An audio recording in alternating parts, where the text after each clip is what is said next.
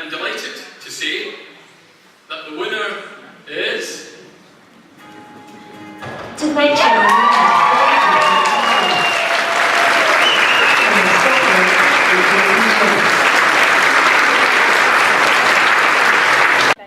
Well, a few years ago I'd started with Alzheimer's Scotland, and because HMP Shotts is within our patch, I had lettered them.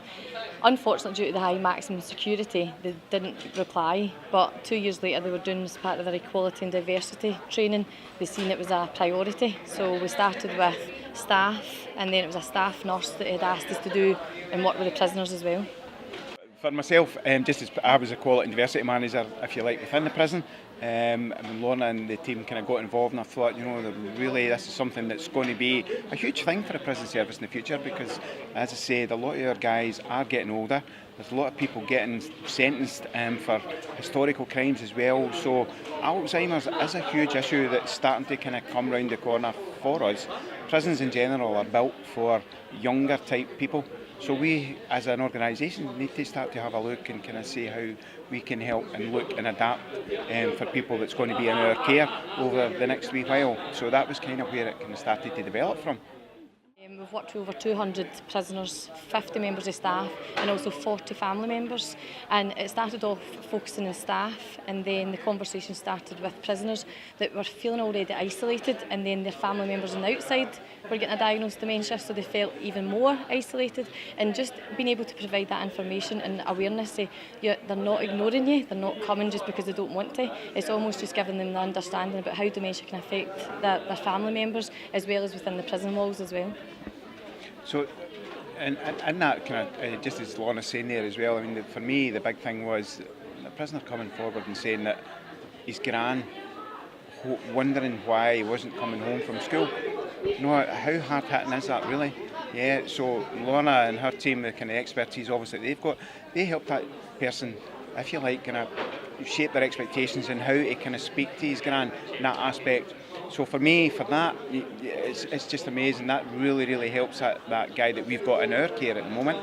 The Alzheimer's bus has been up to the prison as well, where basically we put out all the information to prison visitors and for our staff, which is another huge thing as well, because Alzheimer's affects everybody. So we brought the Alzheimer's bus up at a weekend, and I was there and Lorna was there, but I actually watched a few of our staff actually coming up as they were weekend off and coming in for information, because, as I say, it was affecting their family as well. Now for me, the staff doing that and kind of getting that information and helping them cope with family members, that was just amazing for me, and it was certainly made it all kind of worthwhile in that aspect.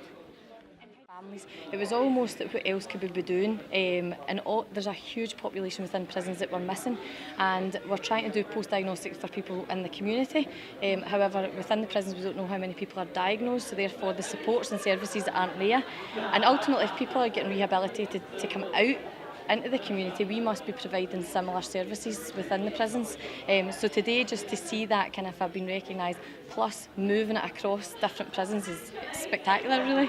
It's great in the fact that the amount of people now from the prison service who are contacting me and saying, Scott, what are you actually doing at Shotts? Do you know, and explaining to people. And for me, the big thing is the prison service is now starting to really take the Alzheimer's and start to run with it.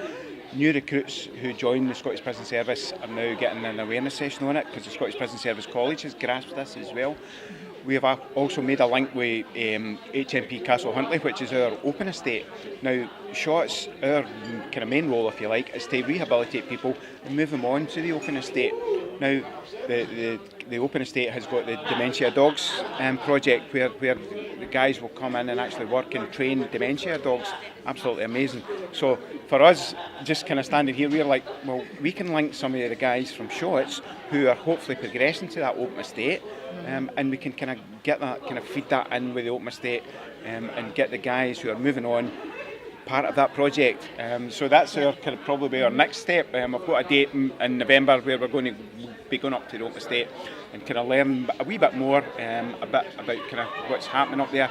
But that link for us in the closed prison condition, to take the gentleman to the next step and kind of move on. That's one of the kind of really good things that we're really looking forward to. Kind of big challenge, but we're looking forward to it.